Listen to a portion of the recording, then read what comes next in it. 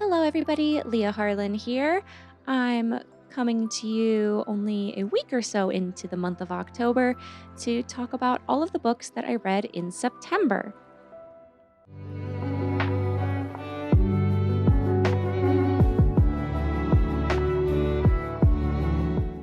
So for the month of September, I read six books. Two of which were graphic novels, and one was a novella. September is the month where things started getting pretty busy at school, and I did travel at the end of the month, so I don't really consider this a lot, but I also don't consider it a bad month, because in bad months, I'm usually too busy or burned out to read more than a book or a couple graphic novels. And I have been having a little bit of a rough time so far in this month, so I'll take what I can get. The first thing that I read in the month of September was a graphic novel called Squire by Nadia Shamas and Sarah Alfaghi. And this is a fantasy graphic novel about a young girl who wants to join this order of knights and sort of earn a place for herself and provide for her family, because her family is rather destitute and they are belonging to a sort of like ethnic group of people that were conquered by this nation that they're now part of. And so they're kind of being kept in poverty in a way. They seem to have less rights than proper citizens. And so this program, this order of knights, offers, I believe, full citizenship to people who qualify. But one thing that is unique is that her particular ethnic group of people are in a sort of contested territory, or their original land is still like quite contested. And I'm going to backtrack. I never even provided, why did I bother pulling up these Goodread pages if I'm not going to use them? Let me give you the actual synopsis for Squire. Isa has always dreamt of becoming a knight. It's the highest military honor in the once great Beit-Saji Empire, and as a member of the subjugated Ornu people, knighthood is her only path to full citizenship. Ravaged by famine and mounting tensions, Beit-Saji finds itself on the brink of war once again, so Isa can finally enlist in the competitive Squire training program. It's not how she imagined it, though. Isa must navigate new friendships, rivalries, and rigorous training under the unyielding General Hende, all while hiding her Ornu background. As the pressure mounts, Isa realizes that the greater good that Beit-Saji's military promises might not include her, and that the recruits might be in greater danger than she ever imagined. Isa will have to choose once and for all, loyalty to her heart and heritage or loyalty to the Empire. See, that's way better than my summary. I'll probably just cut my summary out altogether. I'm actually going to choose this graphic novel as a component of an assignment that I have due next month in one of my classes. So I'm quite interested in analyzing it further. It's been a while since I read it because it has been a full month, but I did enjoy it and I liked the themes that it addressed while still being digestible to younger audiences. I believe it's classified as young adult because there are certain discussions that she has with other characters that I think would be a little too complex for younger readers, but if middle graders are sort of at a more advanced reading level or seem to understand the nuances and gray areas of conflict, it could be really interesting for them, and I think would be a really great discussion material for them. So yeah, I enjoyed it quite a lot. Highly recommend Squire to everyone, and it does feature some, I think it features the author is neurodivergent, so had that going for us. Moving on, the next graphic novel that I read was called Across a Field of Starlight by Blue Delaquanti.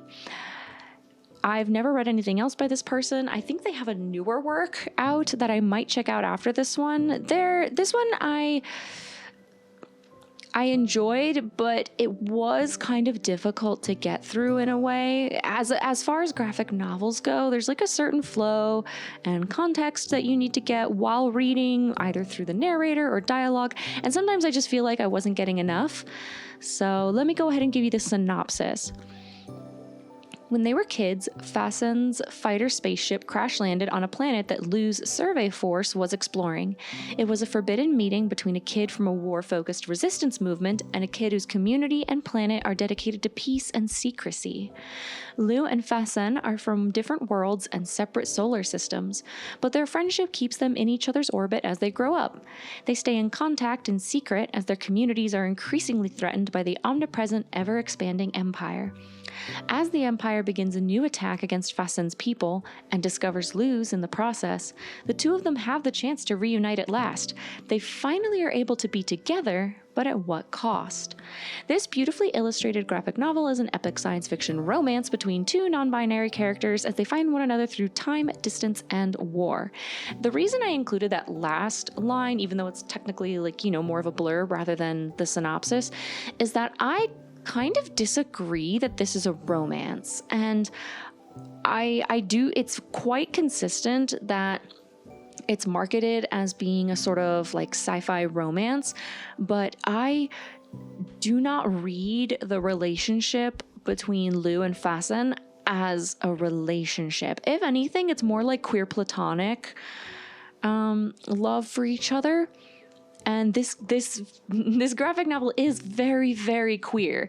I love all of the queer rep we get in it, and the characters are fantastic. The art style is great. There's a lot of beautiful visuals in it. But yeah, I just really disagree with this being marketed as romance, especially because of a specific moment that happens between the two of them later in the story. So I won't say what it is because of spoilers, but yeah, I just think that probably part of the reason this has a lower rating, it's only about 3.74 on Goodreads, is because this is marketed as a romance, but I really don't think anybody who reads this would call this a romance, especially when it's not at all the focus of the story. And as people say in the reviews, and I kind of agree with, the storyline is a little confusing, especially because it's jumping between these two perspectives. We do spend a lot more time with Fasten than Lu, which I actually liked Lu more than Fasten, and I wish we'd seen more of their perspective. If I've already messed up, I'm sorry. Both of these characters are non-binary, and it's been long enough that I don't recall if any other pronouns are used besides they and them. So I hope I haven't used any other pronouns for Lu or Fasten. But yeah, I actually really liked Lu more than Fasten. And I don't know, it has some really complex themes that it tries to tackle in its relatively short length. So I almost wish this was broken out into a multi-volume series, even just 2 or 3. I feel would have given it the space to breathe more and kind of drill down into some of the more complex topics it was trying to address. So I do still recommend it just for the queer rep alone. If you really want to see some more diverse queer rep in graphic novels, this one is phenomenal.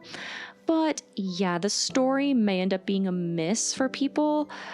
But if you do like sci-fi, then I still think it's worth it. I think if you have experience in the sci-fi genre, you'll come in with enough of a foundation of typical tropes and storytelling elements that you'll be able to follow along.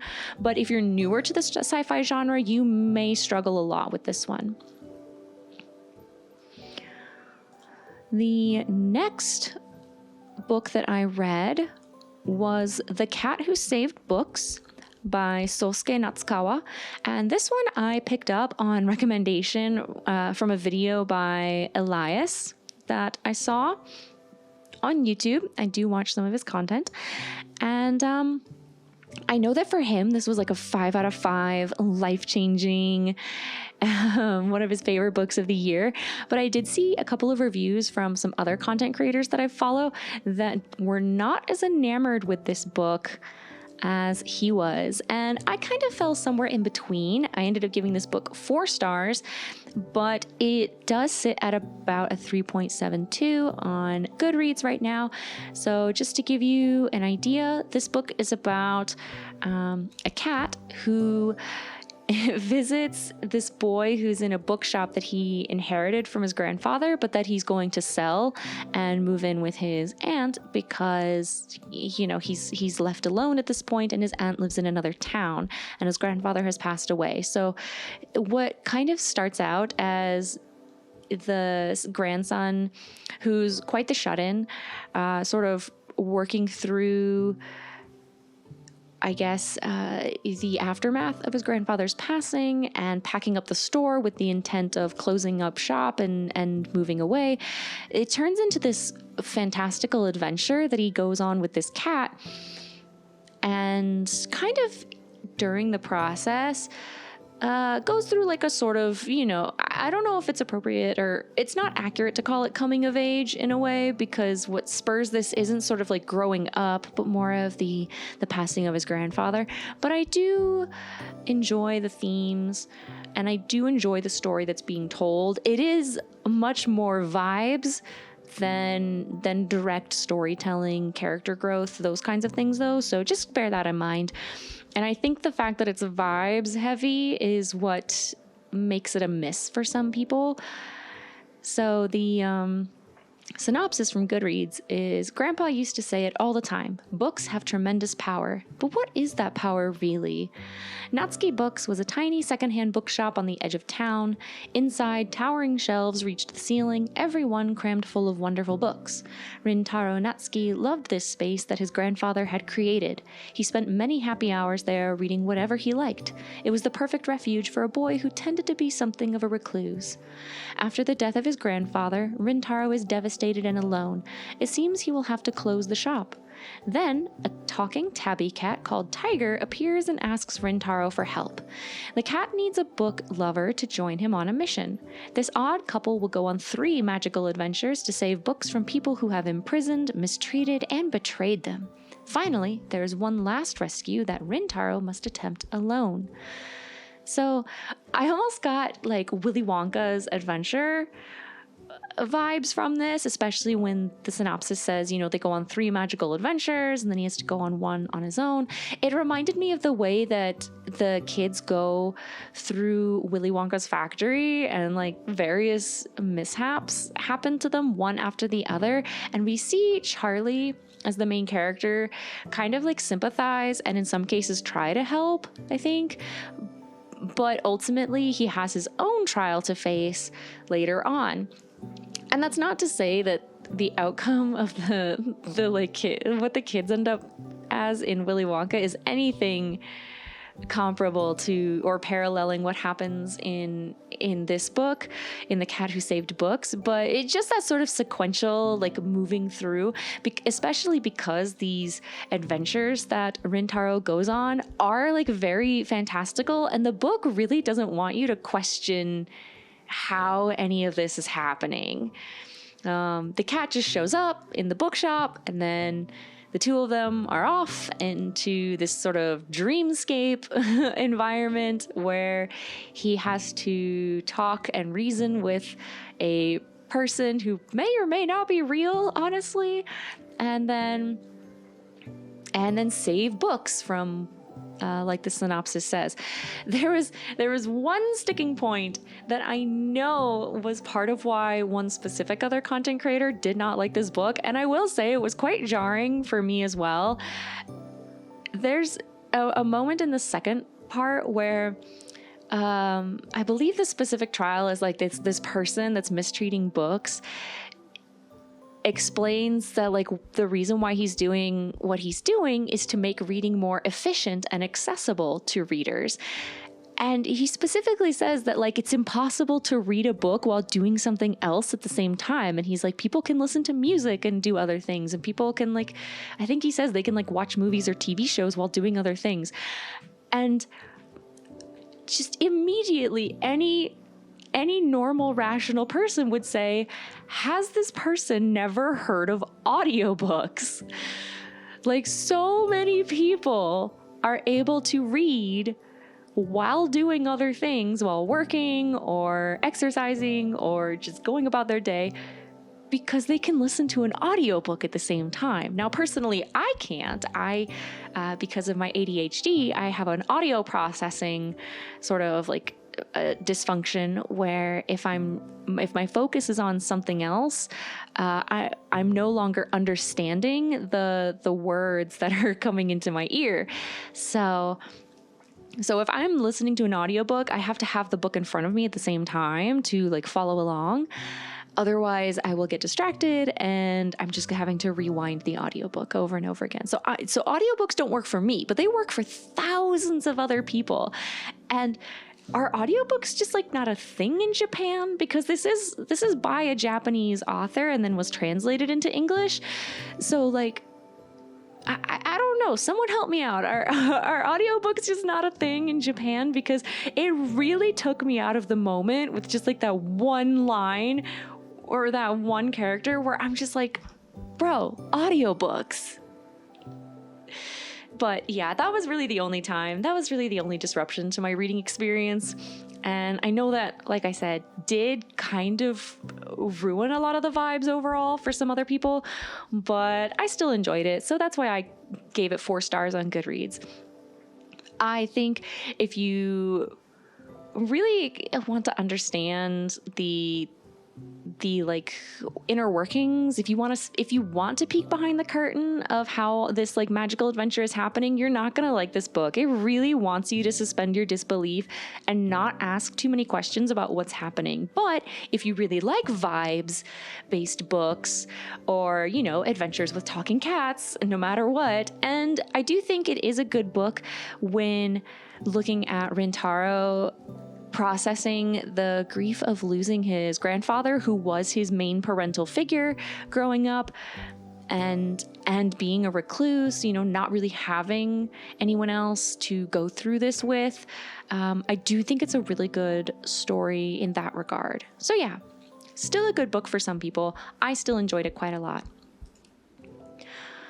The next one I read was my first T. Kingfisher book. I was very excited. I've heard so many good things about T. Kingfisher from a lot of people that I follow.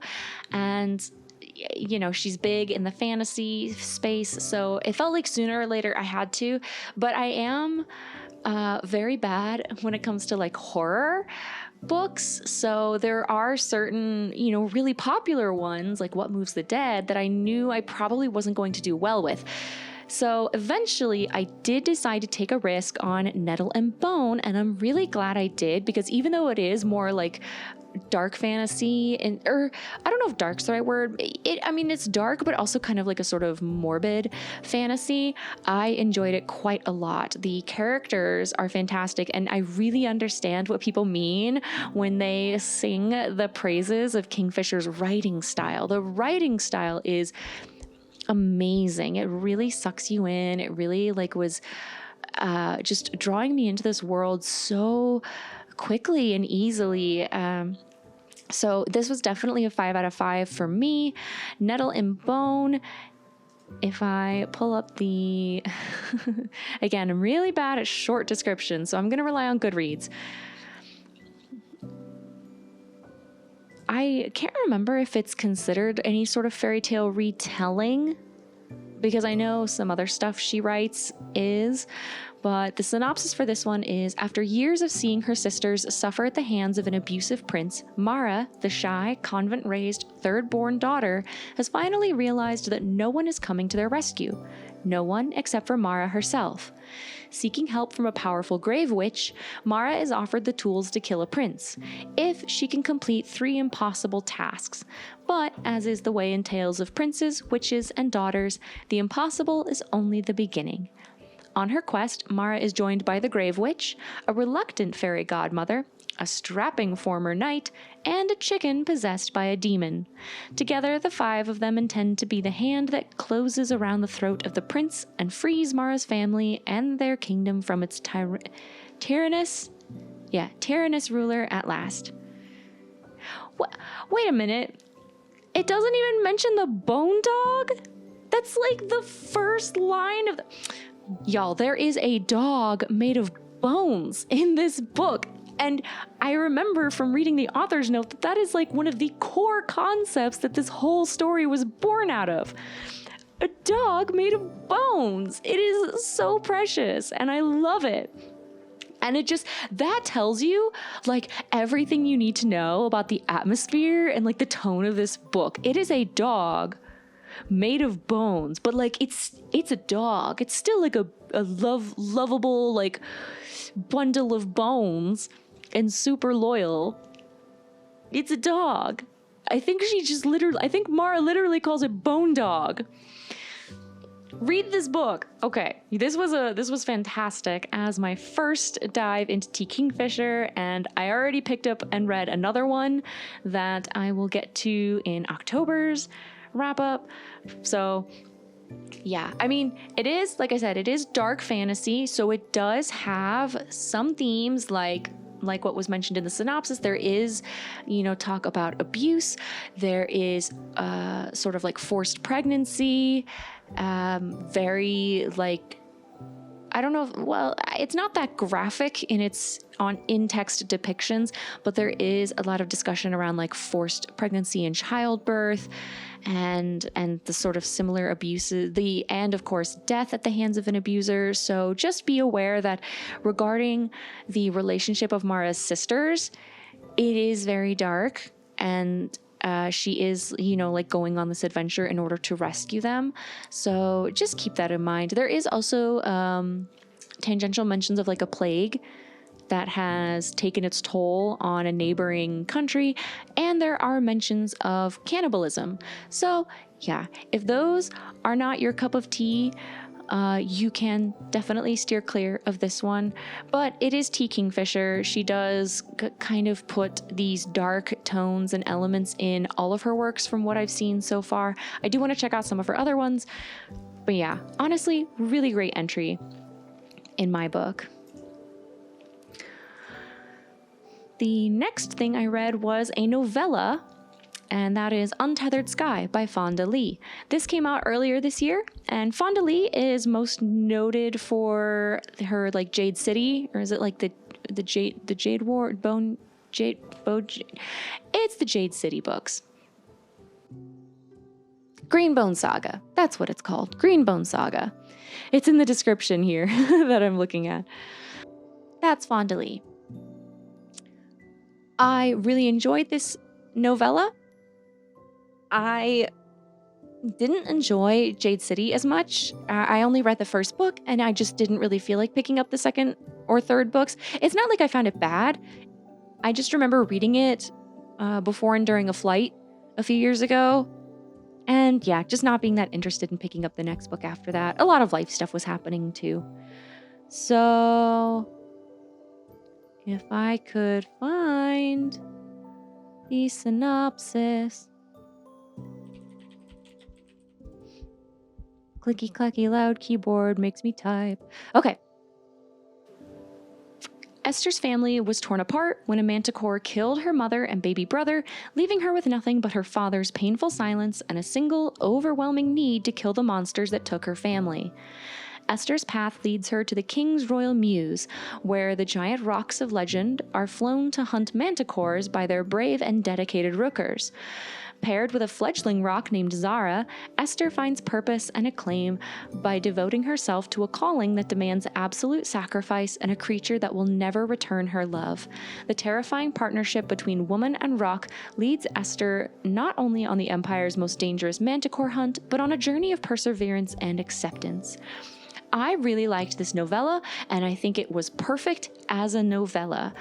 I really enjoyed not just the main character of Esther, but some of the side characters as well. I don't want to talk about it too much because I'm afraid I'll spoil part of what makes this so amazing. But I mean, if you like stories with animal companions, especially animal companions that are predators, this is a very well-written story with that relationship at its focus. And one thing that I love that Fonda Lee does is that Zara, the rock, Zara's sort of whole existence as like this hunter and predator that has been leashed but never tamed is so well done. It's just really amazing, and I don't think I'm going to go back and read the Jade City books after reading this novella, because this is like a wholly different kind of story, but it does make me curious about what she will release next, and I will pay attention to it and might give it a shot if it seems to be more in the vein and style of this novella instead of the Jade City books. One thing that I started reading in September but haven't finished is another novella called The Lies of the Ajungo. I don't know if it's fair to call it a DNF, because it was a library book and I just kind of like ran out of time and had to give it back. There was like a whole stack, and Nettle and Bone was one of them, and I was getting busy with school. So it was just one of those library trips where I took way more books out than I was ever going to realistically read before they were due, and I didn't want to keep holding on to them if somebody else could have been looking for them. But I do hope to get back to Lies of the Ajungo maybe this month. It's pretty short, and I did get a little ways in. The final book that I read in September, though... hold on one second. Oh, there we go. Had a delivery coming. Definitely didn't want to leave that sitting outside for too long. Okay, where was I? Oh, the final book that I read for the month of September was Daughter of Smoke and Bone by Laini Taylor. This is the first in a trilogy by Laini Taylor. I believe it was her debut, and I have heard so many good things about this. I know that it was one of those series that was like really influential for a lot of people in their younger years or in their teen years, and I have heard a lot about Laini Taylor's duology as well, Strange the Dreamer, and I really, really, really wanted to read. I think I was more interested in reading Strange the Dreamer, but I felt like I should give this series a try as well because it did come out in 2011, which was sort of right at the tail end of when I was reading a lot of books in the same genre and like young adult, but I somehow missed this one. So I kind of wanted to take a look at it now, and you know, I was curious. I was like, would I have loved this when I was a teenager, like reading all of these other YA series that I loved? Short answer is maybe. Like I honestly, like I might have, but like being more generous, I do think that I probably would have devoured the whole trilogy. I think that if I had read this book when it first came out in 2011, I would have loved it enough to read the next two books, probably right away, even when I was busy in college. But as an adult, it was just okay. I think there was, it's very 2011 in its writing style and in its romance, which just did not do it for me. Like, I didn't really care about the main romance, about Carew. And let me just give you the brief synopsis. If you don't know The Daughter of Smoke and Bone, if you've never read it, so here's the premise as shared on Goodreads. Around the world, black handprints are appearing on doorways, scorched there by winged strangers who have crept through a slit in the sky. In a dark and dusty shop, a devil's supply of human teeth grows dangerously low. And in the tangled lanes of Prague, a young art student is about to be caught up in a brutal, otherworldly war. Meet Carew. She fills her sketchbooks with monsters that may or may not be real. She's prone to disappearing on mysterious errands. She speaks many languages, not all of them human, and her bright blue hair actually grows out of her head that color. Who is she? That is the question that haunts her, and she's about to find out. When beautiful, haunted Akiva fixes fiery eyes on her in an alley in Marrakesh, the result is blood and starlight, secrets unveiled, and a star-crossed love whose roots drink deep of a violent past. But will Carew live to regret learning the truth about herself? I think there are a lot of concepts that I really, really enjoyed. The the shop that's in like a parallel world space that's in like its own contained space. Super awesome. Love that. Love that trope of like a shop in another place or a shop in between places. The whole like world, like all the monsters, that race, or all those races. I already forgot what they're called too. But all of the like monsters are really interesting, especially the way that Taylor describes them. And I, again, like genuinely loved a lot of the concepts here, but the romance, which is supposed to be, you know, the main draw for a YA paranormal romance book, I just could not care less. I really didn't care. Once the mystery was solved of like why the two feel like that inexplicable draw to each other and stuff. Once that was explained, I was just like, oh, okay, well, I am way less interested in these two now. Can we get back to the other characters that have been missing for half the book? I also remember there were a couple of lines that threw me that did like, was like, oh yeah, like, yeah, I guess that would have flown in 2011, huh? Like, it's not okay. It wasn't okay. There were like a couple of subtly racist undertones. Like, I think Laini Taylor uses that derogatory term for like the Romani people, you know, the G word. There's a couple other things that just like, yeah, you know, they kind of slid by back in 2011, but reading it now in 2023, I was just like, ooh, okay. It only happened a couple times, so like it hasn't turned me off to Laini Taylor as an author or anything. I do still want to check out Strange the Dreamer. I don't know if I'm going to read the rest of The Daughter of Smoke and Bone. Maybe I will. I could do like a whole video on the whole trilogy if I bothered to read the next two. I would have to read them soon though, before I forget everything about the first book. Because yeah, I think it's kind of, I mean, it's me. I am one of those readers that have, you know, as soon as I close the book, as soon as I get through the last page, I've already forgotten half of what I just read. But I also think it's even worse when it comes to these like YA books that are sort of more romance heavy. That covers everything I read in September, pretty much. I'm still working through a bunch of webtoons. I'm almost done with a couple. I still want to do webtoon content. I filmed a mid-year freakout tag as like with like a webtoon version, and then I just never finished editing it.